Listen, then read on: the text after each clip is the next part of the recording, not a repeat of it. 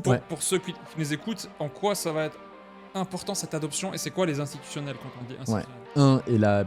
Et celle qui va intéresser le plus de gens, c'est que plus il y a d'adoption, plus le prix du Bitcoin il monte. En tant que particulier qui épargne en Bitcoin, et son épargne elle va être de plus en plus valorisée, puisque offre fixe. Donc maintenant on a une adoption, parce qu'on parle pas de personnes qui achètent 100 € de Bitcoin.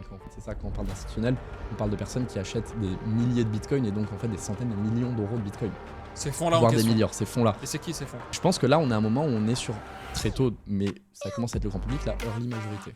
Donc la première partie de la majorité du grand public, voilà, qui s'adopte. Et dans cette majorité-là, il y a aussi les institutionnels, les entreprises, parce que les entreprises, de la même manière qu'un particulier qui souhaite protéger son épargne, souhaite protéger sa trésorerie. Comme le dit le patron de MicroStrategy, qui est maintenant une des entreprises qui détient le plus de Bitcoin au monde, sa trésorerie, il l'a vu comme un glaçon qui fond, puisque quand on a un taux d'inflation qui est élevé, sa trésorerie, elle vaut moins l'année d'après. Voilà. Et quand on parle en milliards, c'est important, et c'est pour ça qu'il y a un vrai sujet pour la plupart des directeurs financiers au monde, c'est la gestion de trésorerie. Et donc, il y a beaucoup d'entreprises maintenant qui ont compris que le Bitcoin était une façon de protéger sa trésorerie, de la même manière que les particuliers veulent protéger leur épargne.